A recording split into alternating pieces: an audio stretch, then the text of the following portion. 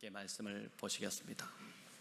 로마서 8장 18절에서 25절 말씀, 저와 여러분 교독으로 읽겠습니다. 생각하건대 현재의 고난은 장차 우리에게 나타날 영광과 비교할 수 없도다.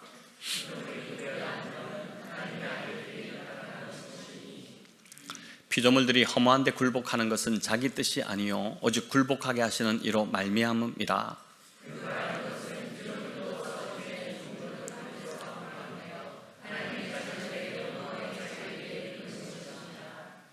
피조물이 다 이제까지 함께 탄식하며 함께 고통을 겪고 있는 것을 우리가 아느니라.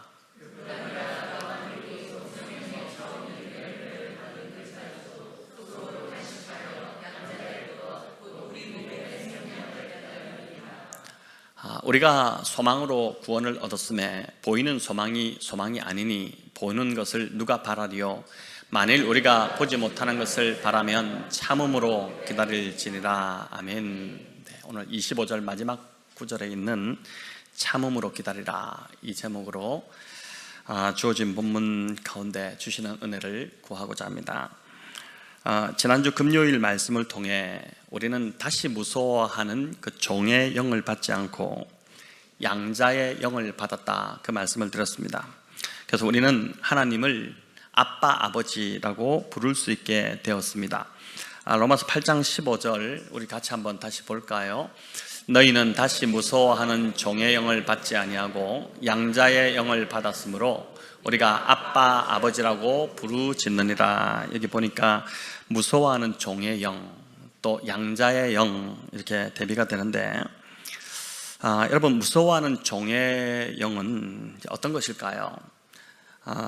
탕자의 비유, 누가복음 15장에 나오는 그 탕자의 비유, 주님이 들려주신 그 비유의 탕자를 보면 이 무서워하는 종이 어떤 모습인지를 우리가 알게 되는데, 탕자가 아버지의 유산을 다 챙겨서 집을 뛰쳐나갔죠. 그리고 그가 이제 가진 재산을 다 탕진해 버렸는데, 그때 그가 가졌던 이 탕자의 모습이 바로 무서워하는 종의 영을 가진 모습이다라고 할 수 있습니다. 돼지 쥐염 열매로 이제 겨우 배를 채워야 할 수 있는 그런 처지에 놓이자 탕자는 그 아버지 집으로 돌아가기로 결정을 합니다. 자기가 생각해도 아들이라 불릴 자격이 도저히 없으니 품꾼에 하나로 그냥 받아주면 좋겠다는 마음으로 돌아간 것입니다. 이때 탕자가 가졌던 마음이 바로 이제 무서워하는 종의 영입니다. 아버지가 나를 어떻게 대하실까? 분명 화를 내시고 호되게 책망하실 거야. 쫓아내실 거야. 아예 나를 품꾼으로 쫓아도 받아주시지 않을 거야. 이런 마음이 바로 이제 탕자가 가졌던 무서워하는 종의 마음인 것입니다. 여러분, 오늘 예배에 나오면서 어떤 마음으로 오셨습니까? 하나님 아버지에게 어떤 도움도 못 되는 것 같아서 하나님을 뵙기가 참 죄송한 마음으로 혹시 나오지 않으셨나요? 하나님이 나를 아시기는 할까?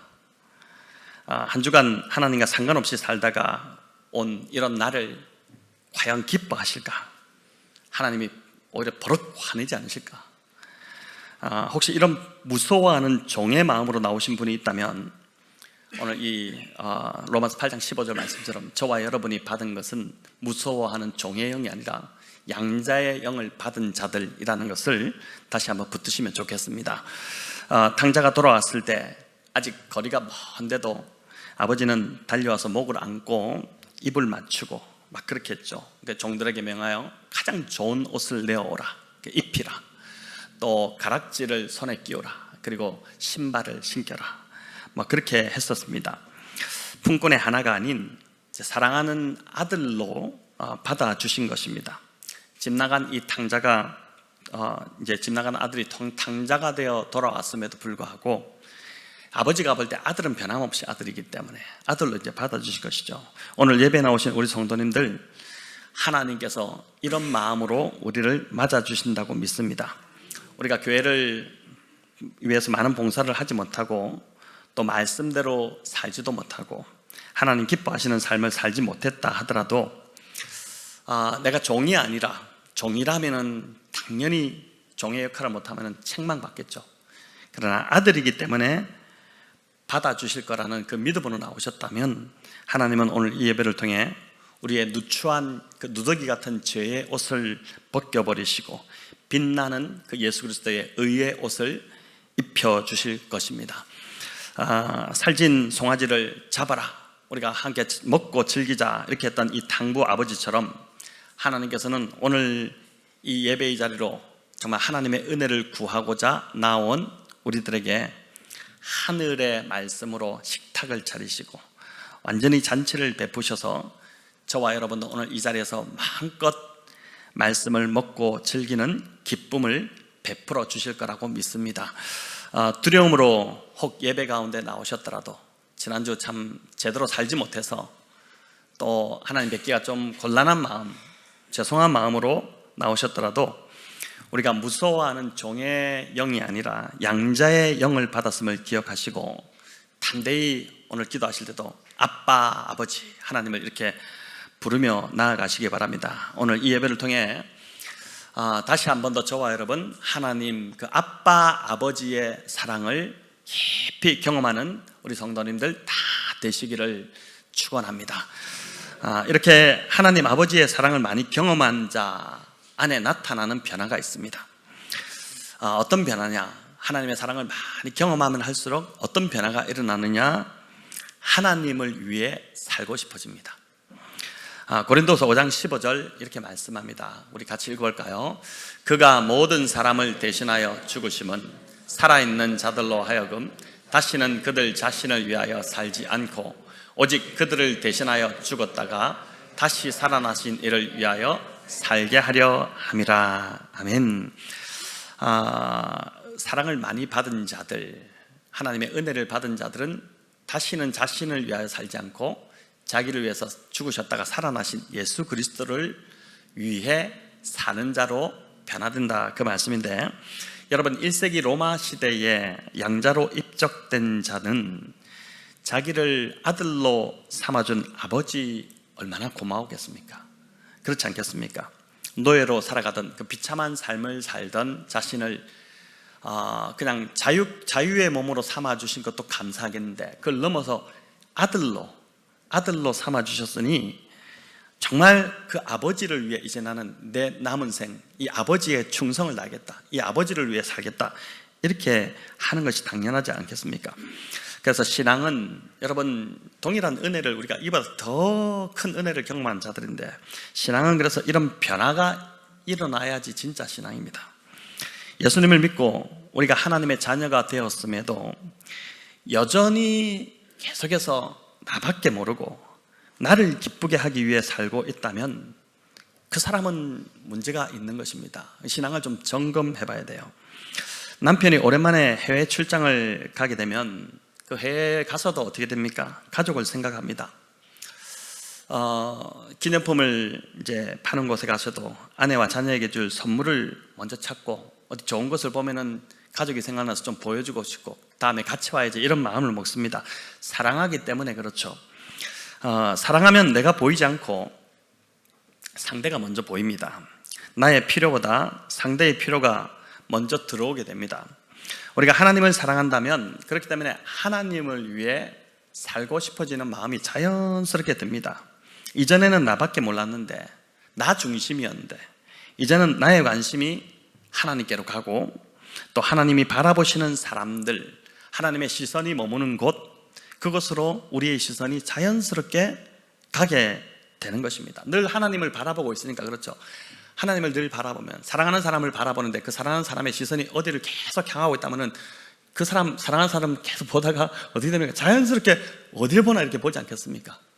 우리 시선이 하나님을 향하고 있지 않기 때문에 하나님의 시선이 바라보는 곳에 우리의 시선이 가 있지 않고 내가 원하는 곳에 내 시선이 가 있는 겁니다. 그러니까 우리가 하나님을 계속 사랑하고 하나님을 바라보게 되면 자연스럽게 하나님의 시선이 머무는 곳에 우리의 시선도 갈 수밖에 없지 않겠습니까? 여러분, 그래서 그 하나님의 뜻을 이루어 드리고 싶은 마음이 생기는 것, 이것이 신앙이 진짜 시작되었다는 그러한 증거고, 이것이 진짜 신앙의 변화인 것이죠. 자, 이제 오늘 읽은 이 본문은 우리가 하나님의 자녀가 되었다면 세상에서 이제는 치르게 될 대가가 있다는 것을 알려줍니다. 아니, 교회 다니는 것도 힘든데 뭔 또 대가를 치러야 되나, 이런 생각이 드실 텐데, 여러분, 하나님의 자녀가 되어 이 땅을 살아갈 때 하나님의 자녀만이 아는 고난이 있다는 것입니다. 우리 17절, 18절 같이 한번 읽겠습니다. 자녀이면 또한 상속자, 곧 하나님의 상속자요, 그리스도와 함께한 상속자니 우리가 그와 함께 영광을 받기 위하여 고난도 함께 받아야 할 것이니라. 생각하건대 현재의 고난은 장차 우리에게 나타날 영광과 비교할 수 없도다. 아멘. 익히 많이 보셨을 말씀일 텐데, 여러분, 우리가 그리스도와 함께 영광을 받기 원한다면 고난도 함께 받아야 한다는 것입니다. 이 당연하다는 것이에요. 우리 모두는 영광을 다 좋아하죠. 누가 고난받기 원할 사람이 누가 있겠습니까? 또 고난을 일부러 자처하는 사람도 없습니다. 하지만 바울은 우리가 그리스도와 함께 영광을 받기 원한다면 고난도 함께 받아야 된다, 그 이야기를 하고 있습니다. 여러분, 그럼 예수님은 이 땅에서 어떤 고난을 받으셨을까요? 요한복음 10장에 보면 종교 지도자들이 예수님을 신성모독죄로 이렇게 걸고 넘어집니다. 왜 그랬을까? 예수님이 나는 하나님의 아들이다 이렇게 하니까, 아니, 어떻게 인간이 하나님의 아들이 될 수 있느냐, 이러면서 이제 신성모독이다 이렇게 했던 것이죠. 또 마태복음 27장에도 보면 우리 주님이 십자가에 달리셨을 때 사람들이 그 예수님을 보면서 막 빈정거립니다. 그가 하나님의 아들이라며, 그렇게 하나님의 아들이라고 떠들더니 그럼 하나님이 구원해 주시겠네, 이렇게 하면서 이제 조롱을 한 것입니다. 예수님이 십자가를 지신 것, 이 모든 게 다 이제 하나님의 아들이라고 했기 때문입니다. 하나님의 아들이었기 때문에 우리 주님이 고난을 당하셨다면, 우리 역시 예수님처럼 이 양자의 영을 우리가 받았잖아요. 우리가 하나님의 자녀가 아들이 되었다면 당연히 우리도 예수님이 하나님의 아들로서 고난을 받았기 때문에 우리도 하나님의 아들이 되었다면 고난을 받을 수밖에 없다는 것이죠. 그래서 바울은 영적 아들 디모데에게 이렇게 편지를 써 보냈습니다. 디모데후서 3장 12절인데 같이 읽겠습니다. 무릇 그리스도 예수 안에서 경건하게 살고자 하는 자는 박해를 받으리라. 무릇 그리스도 예수 안에서 경건하게 살고자 하는 자는 박해를 받을 수밖에 없다, 그 이야기를 하는데, 하나님의 아들이 되어서 예수님 믿는 자로 살아갈 때 이런 핍박과 고난이 당연히 따라온다는 것입니다. 여러분, 이런 핍박이 없다면 그 사람은 경건하게 살고 있지 않다는 증거일 겁니다. 세상 사람하고 똑같이 사니까 핍박이 없죠. 세상 사람들한테 인기가 있죠. 그러나 세상과 다르게 살게 되면은 당연히 이런 핍박이 있을 수밖에 없다는 것입니다. 그래서 바울은 우리가 하나님 나라에 들어가려면, 사도행전 14장 22절에 보니까 우리가 하나님 나라에 들어가려면 많은 환난을 겪어야 한다. 하나님 나라에 그냥 들어가는 것 아니다. 우리가 하나님 나라에 들어가려면 이 땅에서 많은 환난을 겪어야 된다. 왜냐하면 세상에서 너무 악이, 사단이 왕노릇하는 이 세상에서 우리가 하나님 자녀로 살아가려고 하다 보니까 당연히 그런 고난이 있을 수밖에 없다는 것입니다. 예수님 잘 믿는데 왜 나에게 고난이 오냐? 특별히 처음 이제 예수님을 믿을 때 이런 믿음의 시련들이 참 많지 않습니까? 그렇게 고난이 올 때 이상하게 생각하지 말고 예수님이 고난받으신 후에 영광을 받으신 것처럼 우리도 주님처럼 고난에 참여하여 영광을 누리게 된다는 것을 여러분 기억하시고, 이 고난 속에서도 즐거워하는 저와 여러분 되면 좋겠습니다. 왜 예수 믿는 게 이렇게 힘들까? 예수 믿는 게 힘들어요. 쉽지 않습니다. 예수 믿는데 왜 이렇게 힘들까? 당연하죠.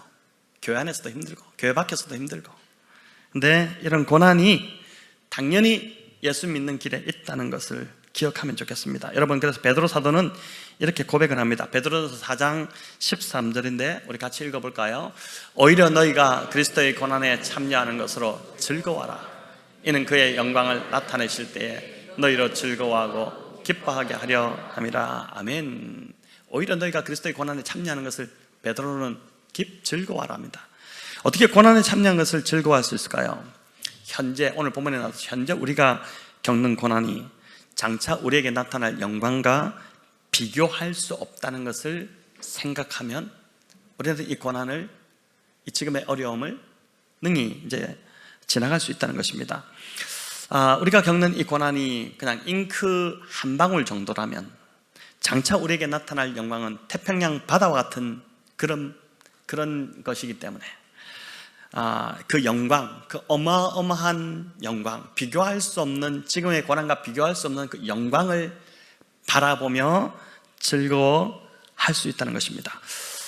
특별히 이제 찬양팀과 교사로 섬기시는 분들도 그렇고, 교육자들과 또 우리 유치부 간사로 섬기시는 이기쁨 간사님 가정 이렇게 보면은 결코 편하게 신앙생활을 하는 게 아닙니다.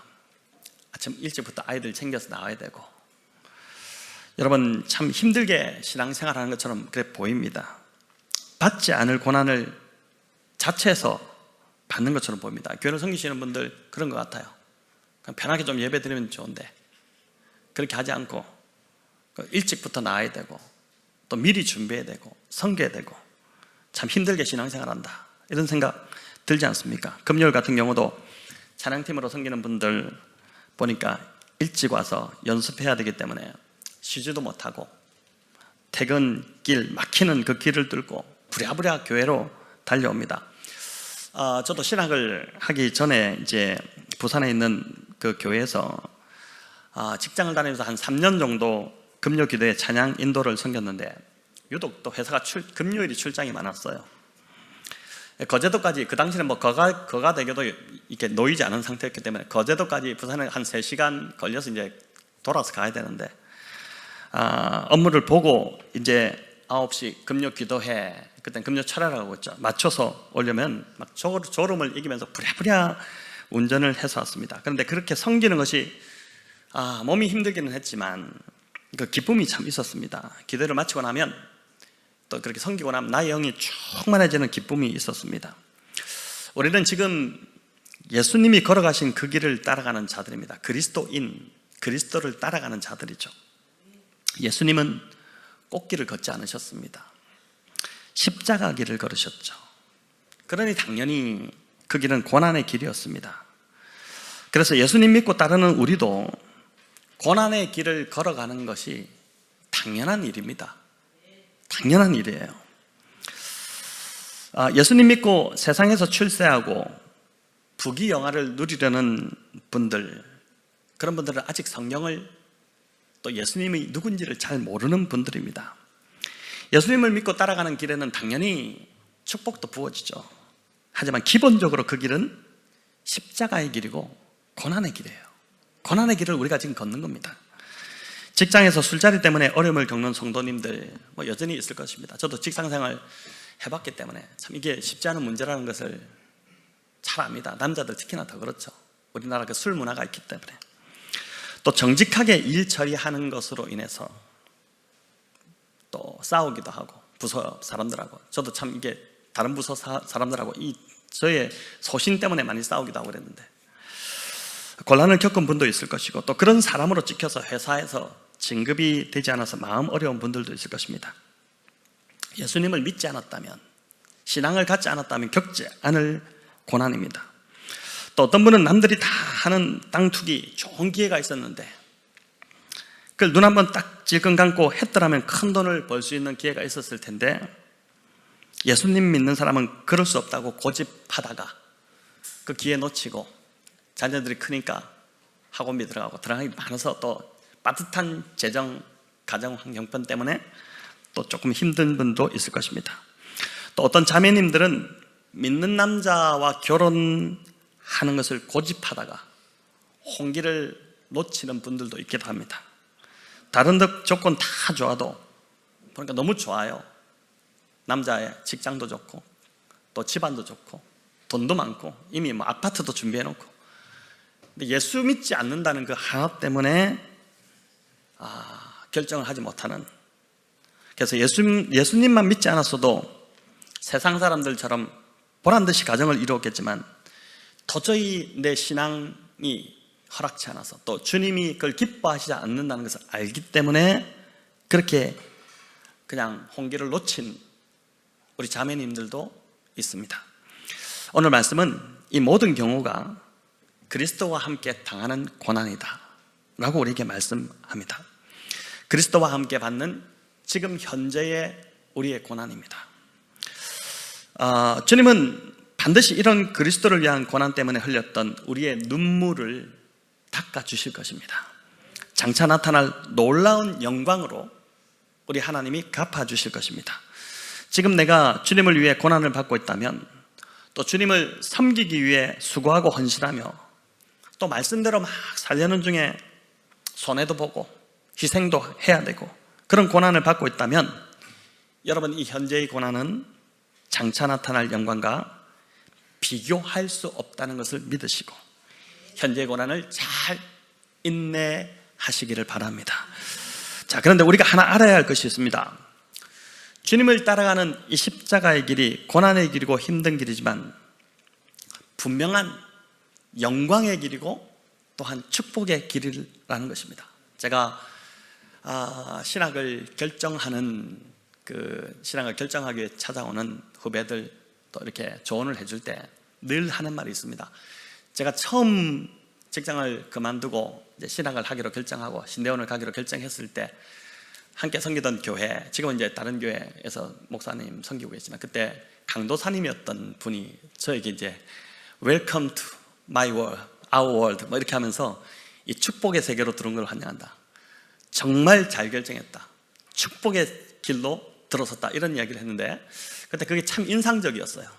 뭐가 이게 축복의 길인가 이런 생각을 했는데, 저도 이제 그렇게 이야기를 합니다. 우리 이정원 우리 집사님 이번에 이제 결정할 때도 제가 정말 잘 결정했다, 축복의 길로 들어왔다, 이렇게 이야기를 했는데, 여러분, 선한목자 교회를 은퇴하신 그 유기성 목사님 설교를 통해서도 많이 잘 아실 텐데, 이분이 한 번은 그 전도사 영성 훈련에서 이제 말씀을 전할 기회가 있었다고 합니다. 근데 거기서 이제 이렇게 말씀하신 것입니다. 여러분, 그 신학대학원의 그 1, 2, 3학년 학생들의 프라이드는 그런 말이 있습니다. 육군사관학교 사관생도보다도 프라이드가 더 높다고. 그러니까 주님의 나라를 위해서 우리가 헌신했다, 막 그런 아주 이제 그런 대단한 각오로 이제 죽을 각오로 나는 왔다, 뭐 이렇게 왔는데, 그 이제 젊은 전도사들에게 뭐라고 말씀하시냐면은, 목회가 성공할 수 있도록 기도하지 말고 하나님 나라를 위해 죽게 해달라고 기도하십시오. 아무도 안 가겠다는 곳이 있다면, 목회지 시골에 이렇게 목회자가 없어가지고 요즘도 참 많잖아요, 한국만 하더라도. 주님, 제가 있지 않습니까? 저를 보내주십시오, 이렇게 기도하라고 한 것입니다. 마치고 집에 돌아오는데 후회가 되기 시작하더랍니다. 내가 너무 잔인하게 이야기한 거 아닌가? 난 큰 교회에서 목회하고 있는데 그래서 이제 시작하는 목회 초년생들한테 너무 심하게 이야기했나, 이런 마음이 들어서 참 미안한 마음이 들었는데, 근데 다시 생각해 보니 주님도 그렇지 않았다는 것을 그 생각이 퍼뜩 들더랍니다.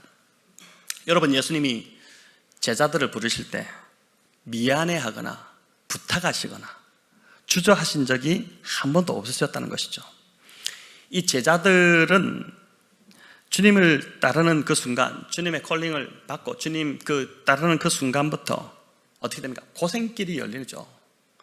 그리고 세상에서 인정받지 못하고 손가락질 당할 것이고, 또 핍박받을 것이고, 무슨 세상 부귀영화는 관계가 없고, 그리고 결국은 순교로 그 인생이, 제자들 다 순교했잖아요. 요한만 마지막까지 살아남았지만 요한도 순교, 백색 순교라고 그러죠. 요한 그 삶 자체가 순교적 삶이었으니까. 여러분, 그런 순교하게 될 운명인데, 그런 험한 인생으로 우리 주님이 이들을 콜링하면서도 주님은 조금도 미안해하거나 주저하지 않으셨다는 것입니다. 부탁하고 막 사정하고 그렇게 하지 않으셨다는 거예요. 왜 그럴까요? 그 길이 하나님 보실 때 가장 축복된 길이라는 것을 아셨기 때문입니다. 자, 이런 걸 보면 예수님을 믿고 오래 교회를 다니고 있지만 우리의 가치가 여전히 세상 가치에 또 기복적인 신앙에 머물고 있다는 것을 인정하지 않을 수 없습니다. 우리는 세상에서 성공하고 잘 사는 것이 중요하다고 생각하고, 그것이 예수님 믿고 복 받는 것이라고 그렇게 생각합니다. 마치 예수님을 찾아왔던 그 젊은 부자 청년과 참 비슷합니다. 여러분, 그 청년은 진심으로 영생에 대해서 관심이 있었고 영생을 얻기 위해 예수님을 찾아왔습니다. 그래서 평소에도 그는 모든 계명을 다 지키고 있었다고 합니다. 그게 실제입니다. 허풍을 떤 게 아닙니다. 그는 영생에 대해서 진지했습니다. 이런 청년에게 우리 주님이 칭찬은 고사하고 아주 곤란한 주문을 하셨죠. 너 가진 거 다 팔아서 그거 가난한 자들에게 다 주고 넌 날 따르라, 그렇게 말씀하셨습니다. 재산의 절반 정도 또는 10분의 1만 팔라고 한 게 아니라 다 팔으라. 그 재산 파는 게 중요한 게 아니고 그거 다 팔고 너는 나를 따르라, 이렇게 하셨습니다. 이 청년이 근심하며 돌아갔죠. 여러분, 그 성경에 보면 주님이 이 청년을 진짜 사랑하셨다고 합니다. 사랑하셨기 때문에 이렇게 말씀하신 것입니다. 테스트한 게 아닙니다. 정말 사랑하셨습니다. 이 땅에서 진짜 복된 삶이 뭔지를 주님이 그 청년에게 보여주신 거예요. 이 땅에서 진짜 복된 삶은 주님을 따르는 삶이라는 것을 보여주신 것입니다. 그저 내가 가진 재물 잘 관리해서 나중에 안락하고 또 참 편안한 그런 삶을 누리면서 도덕적으로도 계명 잘 지켜서 문제없는 삶을 사는 것, 그게 복된 삶이 아니라 주님을 따라, 주님이 가신 그 길을 따라, 주님 따라 십자가 길을 걷는 삶이, 그게 진짜 복된 삶이다. 그래서 너 가진 거 다 팔고 날 따라와라. 진짜 이게 정말 좋은 삶으로, 내가 제자들에게 내가 콜링했던 것처럼 내가 너도 콜링하니 나를 따라와라. 그렇게 이제 주님이 하셨던 것이죠. 여러분, 예수님 믿는 동기가 세상에서 잘 되고 복 받기 위한 것이라면 그건 아직도 예수님이 누군지를 잘 모르시고 예수님이 이 땅에 왜 오셨는지도 모르고 예수님을 바르게 믿는 것이 아닙니다. 여러분, 예수님을 믿은 것 자체가, 여러분이 예수님을 믿은 것 자체가, 아니 여러분이 믿은 게 아니죠. 하나님이 구원을 베풀어 주셨죠. 그렇게 믿은 것 자체가 이미 충분한 복을 다 받았습니다. 죄사함 받아 여러분 의롭게 되었잖아요. 영생을 얻었잖아요. 하나님의 자녀가 되었잖아요. 성령께서 내 마음에 내주하심으로, 이제 오셔서 내주하심으로 영원히 떠나지 아니고 나와 함께 하시며, 금요기도에 제가 뭐라고 했습니까? 위로하시고 우리를 또 우리에게 가르쳐 주시고 진리 가운데로 우리를 이끄시고 우리가 평생 함께 하시며 그렇게 하고 계신데, 여러분 무슨 복이 더 필요할까요?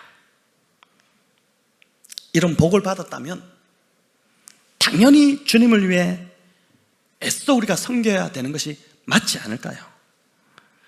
더 섬기지 못하는 것이, 어떨 경우는 내 생업 때문에 어쩔 수 없이 섬기지 못할, 교회를 못할 때가 있잖아요. 주님을 섬기지 못할 때가 있잖아요. 그 섬기지 못하는 것이 죄송할 뿐이죠. 당연한 것이 아니라 죄송할 뿐이죠. 이제 연말이면 교회는 일꾼을 세우는 일로 머리가 복잡해집니다. 지난주도 우리가 이제 10월 정기당일을 했지만은 머리가 복잡해요. 이제 막 이야기하다 보니까 또 제가 어지러움증이 오는 것처럼, 성도들이 자기 생업도 힘든데 교회 이런저런 좀 섬겨달라고 부탁하는 것, 그게 늘 미안해서 제가 참 미안해하는 마음으로 부탁을 하는 그런 입장이었습니다. 그러나 제가 이 설교를 준비하면서 이 말씀을 보면서 이제부터는 그렇게 하지 않으려고 합니다. 물론 올해 섬기셔도 내년에는 한 해 섬기면서 조금 안식이 필요하신 분들도 들어 있습니다. 하지만 주님이 제자들을 부르실 때 미안해하거나 또 막 부탁하거나 주저하지 않으신 것처럼 저도 그렇게 하려고 합니다. 여러분, 가장 복된 길로 초대하는 것입니다. 그 복된 길로 들어설 수 있도록 기회를 교회가 드리는 것입니다. 그거는 부탁하거나 사정하거나 해야 될 것은 아닌 것 같아요. 오늘 이 말씀을 볼 때 정말 당연히 우리가 예수 그리스도의 그 은혜를 받았다면, 우리가 그 드리는 것이, 우리가 주님을 사랑한다면 자연스럽게 그렇게 하고 싶은 것이 맞지 않나라는 생각이 듭니다. 자, 그런데 본문을 가만히 보면 여러분, 우리만 고난당하는 것이 아닙니다. 피조물도 고통을 받고 있습니다. 피조물도 썩어짐의 그 종로를 타는 데서 해방되어서 자녀들의 영광의 자유에 이루기를 바라고 있다고 합니다. 우리 21절, 22절 같이 한번 읽어보겠습니다. 그 바라는 것은 하나님의 자녀들의 영광의 자유에 이르는 것이니라. 피조물이 다 이제까지 함께 탄식하며 함께 고통을 겪고 있는 것을 우리가 아느니라. 아멘. 여기 보니까 여기서 피조물, 여러분 나오는 피조물 뭘까요? 바울이 말한 이 피조물은 하나님이 창조하신 그 만물, 모든 세계를 말합니다. 자연과 하늘과 별과 해와 달, 또 땅 위의 모든 동물들, 하늘의 새들, 또 바다의 물고기들, 다 이제 피조물들을 말합니다. 이들이 지금 함께 탄식하며 고통하고 있다라고 합니다. 왜 피조 세계가 함께 탄식하고 고통을 겪고 있을까요? 여러분 진짜 지금 고통을 겪고 있죠. 지구온난화로 인한 인간의 죄지 않습니까? 결국은 그 죄인데 그 죄의 근원이 창세기 3장에 나옵니다. 창세기 3장 17절 18절 우리 같이 읽어보겠습니다. 아담에게 이르시되 네가 네 아내의 말을 듣고 내가 네게 먹지 말라 한 나무의 열매를 먹었은즉 땅은 너로 말미암아 저주를 받고 너는 네 평생에 수고하여야 그 소산을 먹으리라. 땅이 네게 가시덤불과 엉겅퀴를 낼 것이라. 아멘. 왜 아담이 범죄했는데 굳은 땅이 인간으로 말미암아 저주를 받았을까요? 인간이 하나님 지으신 이 아담이 피조세계의 피조물의 대표성을 가졌기 때문입니다. 인간이 저주를 받을 때 인간에게 주셔서 인간에게 속한 땅, 그 땅도 아담을 통해서 다스리게 하셨잖아요. 그 땅을 다스리게 하셨는데, 그렇기 때문에 아담이 저주받음으로 아담에게 속한 땅도 함께 저주를 받은 것입니다. 그 결과로 땅이 가시덤불과 엉겅퀴를 냈다. 이 뭐냐? 인간을 대적했다는 것이죠. 인간에게 좋은 것을 내주도록 그렇게 된 이 피조세계가 인간을 대적하는 그런 위협하는 대상이 되어버린 것입니다. 여러분 동물들도 마찬가지죠. 모든 동물들의 이름을 누가 지어줬습니까? 아담이 지었지 않습니까? 그 아담이 모든 동물들을 주관하고 있었다는 뜻입니다. 하나님 그 위임하셨죠. 모든 동물들을 다스리도록 위임하셨는데 그 위임했던 정말 아담의 말을 들었던 그 동물들이 나중에 어떻게 됩니까? 이 약육강식의 어떤 그러한 것에 빠져서 서로가 서로를 위협하고 인간을 위협하는 그러한 대상들로 다 바뀌어버렸죠. 자, 그래서 19절은 모든 피조물이 고대하는 바가 하나님의 아들들이 나타나는 것이다 이렇게 합니다. 자, 여기서 말하는 하나님의 아들들, 지금 이들이 지금 탄식하고 있으면서 도저히 못 살겠다 이러면서 그들이 고대하는 게 있는데 하나님의 아들들이 나타나는 것이다. 여러분 이 하나님의 아들들이 나타난다, 이 뭐냐면은 예수님이 재림하시는 때를 말합니다.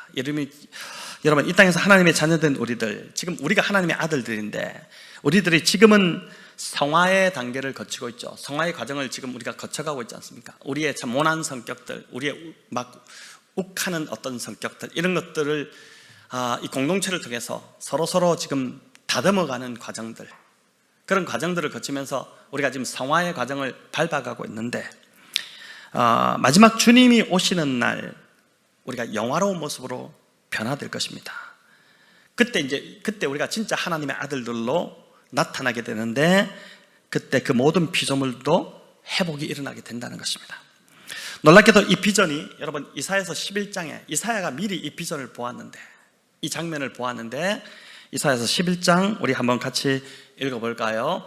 그때에 이리와 어린 양과 함께 살며 표범이 어린 염소와 함께 누우며 송아지와 어린 사자와 살진 짐승이 함께 있어 어린 아이에게 끌리며 암소와 곰이 함께 먹으며 그것들의 새끼가 함께 엎드리며 사자가 소처럼 풀을 먹을 것이며 젖 먹는 아기가 독사의 구멍에서 장난하며 젖된 어린아이가 독사의 굴에 손을 넣을 것이라. 아멘. 여러분 이거 도저히 상상이 안 되죠. 지금 어떻게 이렇게 합니까? 여기 살진 짐승이 함께 먹는 게 아니라 살진 짐승이 잡혀 먹죠. 다 지금 어린 양, 어린 아이, 또 아기, 젖 먹는 젖된 아기 나오는데 다 연약한 이런 대상들이 지금 완전히 으르렁거리는 정글의 어떤 최고의 그런 짐승들과 함께 지금 어우러진다?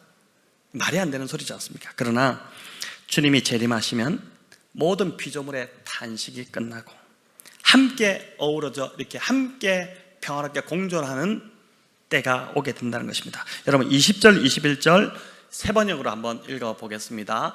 피조물이 허무에 굴복했지만 그것은 자의로 그렇게 한 것이 아니라 그분이 그렇게 하신 것입니다.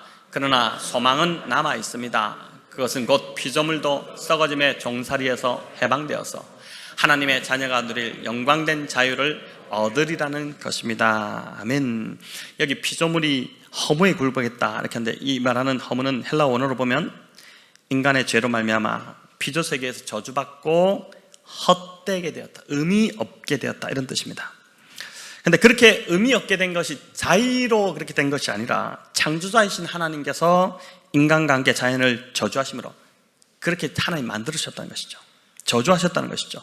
자, 그래서 또 23절에 보면 성령의 처음 열매를 받은 우리까지도 속으로 탄식하고 있다 이렇게 합니다. 이것도 세 번역으로 한번 읽어보겠습니다. 그뿐만 아니라 첫 열매로서 성령을 받은 우리도 자녀로 삼아주실 것을, 곧 우리 몸을 속량하여 주실 것을 고대하면서 속으로 신음하고 있습니다. 여러분 이해되시나요? 성령을 받았지만 여전히, 우리가 7장에 살펴봤지만 우리는 여전히 육체에 속해 있기 때문에 바울이 7장에서 고백한 것처럼 우리는 오호라 공고한 자로다, 이런 탄식이 늘 있다는 것입니다. 성령으로 거듭났지만 우리는 여전히 육신을 입고 살고 있기 때문에 죄된 욕구와의 그 싸움이 끊이지 않는다는 것입니다. 자, 언제쯤 지긋지긋하죠? 이 싸움, 이런 싸움 좀 안 하고 싶은데 이 지긋지긋한 이 싸움 언제쯤 끝날까요? 언제쯤 우리 몸이 주님의 몸처럼 변하게 될 때가요, 예수님이 재림하실 때입니다. 예수님이 재림하실 때, 그때 우리 몸은 새 몸을 얻게 될 것입니다. 우리는 새 몸을 입게 될 것입니다. 몸의 속량이 일어나는 것입니다. 우리 영혼은 이제 속량 받았는데 우리 몸의 속량이 비로소 그날 일어나게 되는데, 그날은 매우 그래서 영광스러운 날이 될 것입니다. 여러분 이 날이 기대되지 않습니까? 그래서 비록 지금은 신음하지만 우리에게 소망이 있는 것입니다. 더 이상 죄로 인해 갈등하지 않아도 되고, 더 이상 내면에서 나 자신의 그 비참함 때문에 힘들어하지 않아도 되고, 더 이상 통증으로 고통받지 않아도 됩니다. 한 번씩 우리 전화 드리면 권사님들 전화를 잘 못 받으세요. 어디세요? 그러면 지금 침 맞고 있어요. 말을 잘 못한다 그렇게 하시고, 통증이 있어서 늘 가서 침 맞아야 되고 늘 약을 먹어야 되고, 근데 더 이상 고통받지 않아도 되고 더 이상 병들지도 않고 늙지도 않고 죽음의 공포로 떨지도 않아도 되는 온전한 몸을, 여러분 이 몸이 기대되지 않습니까? 온전한 몸을, 저는 그 몸이, 제가 받게 될 몸이 머리털도 좀 많이 나고 이렇게 좀 더 이렇게 멋있어지고 얼굴에 점도 없고 이런 몸이지 않을까요? 여러분 이 몸이 참 기대되는 몸인데, 그 속량된 새 몸을 입고 영원히 살게 될 날이 반드시 오게 될 것입니다. 그리스도인은 바로 이 소망으로 현재의 고난을 감내하고 기뻐하고 감사하며 살아가는 자들입니다. 그럼 뭐 미래에 되겠지, 이게 아닙니다. 여러분 너무 지금 현재만 함몰되어 있다 보니까 사실 우리의 인생은, 우리의 삶은 지금 우리가 살아가는 건 점 하나밖에 안 되는 인생인데, 영원이라는 축복이 우리한테 주어지는데 그걸 전혀 보지 못하고 여기 아둥바둥하면서 여기서 그 고생을 지금 하고 있는데, 바울이 우리의 시선을 좀 돌리는 것이죠. 우리의 소망을 이 세상에 두지 말라는 것입니다. 우리의 진짜 소망은 그게 아니다. 우리의 진짜 기쁨은 이제 오고 있다. 우리는 그렇게 살 사람들이다. 그걸 지금 보여주는 것입니다. 여러분 24절에 듯이 이 소망은 보이는 것이 아닙니다. 안 보이니까 자꾸 세상에 집착하는 것 같아요. 너무 어마어마한 지금 우리를 향한, 우리에게 주어지는 그 영생이 우리를 기다리고 있는데, 그 보이지 않으니까, 이 소망이 보이지 않는다고 그러잖아요. 이 보이지 않으니까 자꾸 보이는 세상에 집착해서 여기서 힘들어하고, 그걸 보면은 정말 아무것도 아닌데 이건 뭐가 되지 않아서 힘들어하고 괴로워하고 그런 삶을 지금 살아가고 있는 것 아닙니까? 여러분 보이는 것은 소망이 아니죠. 보이지 않고 손에 잡히지 않기 때문에 소망하는 것이지 않습니까? 저와 여러분의 소망이 이 세상에 있지 않다는 것을 기억하시기 바랍니다.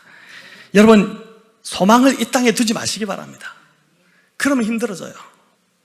우리의 소망은 이 세상에 있지 않고 여전히 지금 보이지 않지만 그러나 분명하게 확실하게 다가오고 있는 주의 날에 있음을 믿으시길 바랍니다.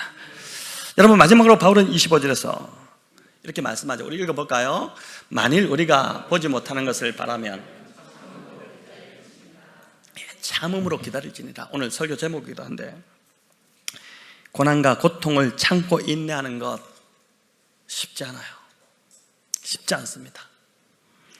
그렇게 간절히 기도해도 이루어지지 않는 것을 끝까지 믿고 인내하기가 어디 쉽겠습니까? 요한 사도는, 예수님의 제자 중에 유일하게 마지막까지 생존했던 이 요한 사도는 로마 기독교의 그 대박해 속에서 그 시기에 하나님이 정말 살아계신가? 하나님이 살아계시다면 왜 우리를 보호하지 않으신가? 왜 우리에게 이런 고난이 계속해서 임하는가? 이렇게 혼란스러워하는 신실한 성도들에게 그가 밤모섬에서, 팻모스라는 섬에서 편지로 써 보내지 않습니까? 그 요한계시록인데 우리 마지막 같이 한번 읽어볼까요? 없습니까? 마지막 같이 읽겠습니다. 성도들의 인내가 여기 있나니 그들은 하나님의 계명과 예수에 대한 믿음을 지키는 자니라. 이 말씀이 얼마나 멋있는지 모릅니다. 성도들의 인내가 여기 있나니 그들은 하나님의 계명과 예수에 대한 믿음을 지키는 자니라. 성도 여러분, 고난이 길어질 때, 또 우리가 기도해도 아무리 응답이 안 되는 것 같을 때, 그때에도 하나님의 계명, 즉 하나님의 말씀을 사랑하고 예수님에 대한 믿음을 지키는, 끝까지 예수님에 대한 믿음이 흔들리지 않고 그 믿음을 지키는, 인내하는 우리 성도님들 다 되시기를 바랍니다. 믿음으로 인내하는 자, 하나님 반드시 그 자를 소망의 항구로 이끌어 가십니다. 소망을 보게 하십니다. 여러분께서 절대 포기하지 마시고 간절히 여러분 기도하실 때 이 인내하는 시간을 통해서 우리가 다듬어지지 않습니까? 인내하는 시간을 통해서 우리가 연단되어지는 것이고, 환난이 인내가 연단이 소망을 낳는다고 로마서 5장에서 우리가 봤듯이 그렇게 되는 것이지 않습니까? 자, 마지막 제가 이야기 하나 들려드리고 말씀을 이제 맺겠습니다. 한 목사님이 미국으로 유학을 가셨는데 유학 6년 만에 이제 박사학위 과정에 겨우 들어갔습니다. 빨리 들어간 게 아니죠. 잘 안 되는 영어로 이제 어려운 그 신학 박사학위를 받으려고 했으니 얼마나 힘들었겠습니까? 그런데 마침 그 박사학위를 들어가던 그 차에 한 작은 교회에서 우리 교회에 와서 목회를 좀 해주십시오, 이런 요청을 받은 것입니다. 거절할 수 없어서 목회자가 이제 성도가 요청하는데 어떻게, 교회가 요청하는데 어떻게 거절하겠습니까? 그래서 이제 가셔서 담임 목사가 되고 또 열심히 교회도 섬기고 또 박사 논문도 써야 되고 얼마나 할 일이 많았겠어요. 근데 얼마 못 가서 사모님이 쓰러지신 것입니다. 그렇게 1년 가까이 아프시다가 이제 둘째를 낳았답니다. 근데 그 둘째 아이가 돌이 되기 전에 또 쓰러지셨습니다. 몸무게가 자꾸 빠져서 자꾸 말라가니까 이상하다 싶어가지고 병원을 갔는데, 미국은 또 병원비가 보통 드는 게 아니잖아요. 갔는데 이제 의사가 절망적인 진단을 내린 것입니다. 그 아내의 장이 지금 쪼그라들고 있는데 그 병인데 현대의학으로는 이게 고칠 수 없습니다. 그래서 이제 장을 계속 잘라내면서 수술을 해야 한다. 잘라내는 수술을 해야 되고 그렇게 살 수밖에 없습니다. 이렇게 한 겁니다. 이분이 유학 중에 어렵게 목회를 하고 있었기 때문에 교회로부터 사례를 제대로 받지 못하고, 그래서 생활비와 학비를 스스로 벌어야 했기 때문에 밤에는 일을 해야 했습니다. 일하고 목회하고 또 박사과정을 밟는 중에 병원에 지금 입원해 있는 아내까지 돌봐야 했으니 얼마나 힘들었겠습니까? 그러다가 작은 아이가 이제 시간이 지나 돌을 맞았는데 아내는 병원에 있고, 이 작은 아이 그래도 돌인데 그냥 지날 수 없어서 조그만 케이크라도 하나 불을 붙여줘야겠다 싶어가지고 이제 큰아이한테 6살 위에 큰아이가 있는데 미국은 또 아이들끼리 놔두면 안 되잖아요. 근데도 이제 어쩔 수 없으니까 6살 위에 큰 아이한테 이제 돌 맞은 아이를 좀 부탁하고 케이크를 사러 나왔답니다. 차를 타고 이렇게 가던 중에 마음이 너무 무너지는 거예요. 고속도로에서 이제 차를 세워놓고 그렇게 엉엉엉 울었답니다. 너무 힘들어서. 우는데 이제 다 포기하고 싶은 것이죠. 유학도 포기하고 싶고 목회도 포기하고 싶고 고향으로 그냥 돌아가고 싶은 마음밖에 없는, 그렇게 울다가 아이들이 걱정이 돼가지고 서둘러 이제 케이크를 사서 집으로 돌아갔는데 문을 여니까 이 돌을 맞은 둘째 아기는 기저귀를 차고 대자로 뻗어서 이제 방바닥에 누워서 자고 있고, 큰 아들이 이 둘째 아이 옆에서 누워서 이제 토닥이면서 찬양을 부르고 있는데, 그 찬양이 이 목사님 귀에 들어온 겁니다. 그 찬양이 뭐냐면은 아이가 영어로 이렇게 부르는데 God is so good, God is so good, He is so good to me. 여러분, 좋으신 하나님, 그 찬양이잖아요. 근데 그날 아이가 이 찬양을 부르고 있는 그 모습을 보는데 성령님께서 이 목사님에게 말씀하시는 음성이, 그게 한 성령님의 음성으로 이렇게 들어오기 시작한 것입니다. 네가 지금은 도저히 이해할 수 없고 또 이 시간을 지난 것이 너무 고통스럽고 힘들지만, 그러나 하나님은 여전히 좋으신 분이시다. 하나님은 여전히 선하신 분이시다. 이걸 믿고 인내하라. 참음으로 기다리라. 그 음성이 들어온 것입니다. 여러분, 이분이 이 시기를 잘 인내하셨고 학위도 마치시고 후에 이제 한국교회에서 지금 이제 은퇴하셨는데 참 놀라운 큰 교회를 맡으셔서 하나님 맡기셔서 목회를 너무 잘 감당하셨습니다. 성도 여러분, 하나님은 우리의 고난을 반드시 영광으로 바꾸어 주시는 좋으신 아버지이십니다. 때로 우리는 그 고난을 참지 못해 자주 탄식하고 하지만 그럴 때조차도 성령님은 우리를 책망하시는 것이 아니라 옆에서 함께 탄식해 주시면서 그 시간을 지날 힘을 우리에게 부어주십니다.